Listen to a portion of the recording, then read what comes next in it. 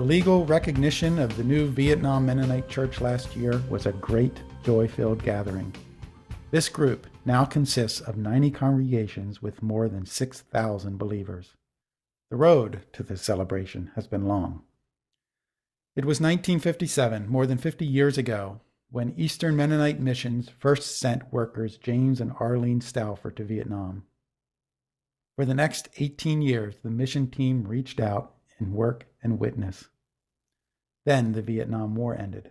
Missionaries were forced to flee, and American military forces departed in disgrace. For the next 15 years, the small group of 150 Mennonite believers lay low, hidden behind new political realities. But in 1988, a report from Vietnam quietly emerged. Pastor Trung, whose group of believers was forced to discontinue open worship, said that the Mennonite Church of Vietnam was alive and growing.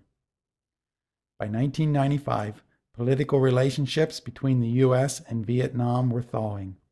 Luke Martin, a former EMM worker in Vietnam, visited and shared copies of the Mennonite Confession of Faith, recently translated into Vietnamese. Pastor Trung lost no opportunity to share the confession with other leaders of the burgeoning house church movement, as well as with the government's Bureau of Religious Affairs. Many Christians from independent house churches began to identify with the underground Mennonite Church. 2 years later, Eastern Mennonite Missions sent a team of workers back to Vietnam. And for the next decade, Jerry and Donna Keener and Orpha Gaiman served quietly in educational roles while sensitively connecting with the unregistered Mennonites. When a typhoon slammed into the coast of southern Vietnam, Pastor Trung organized a Mennonite relief mission with financial assistance from Eastern Mennonite Missions. The EMM team in Vietnam also assisted in the distribution of relief goods. The Vietnamese authorities took favorable notice of the holistic ministries of the unofficial church. Just last year, authorities granted them official permission to register as a legal church. As part of the celebration, an international delegation visited Mennonite congregations outside of Ho Chi Minh City. The delegation marveled at how God had multiplied the early pioneering missionary work, and they were moved by the vibrancy of the persecuted church. The time is now ripe for pastoral training.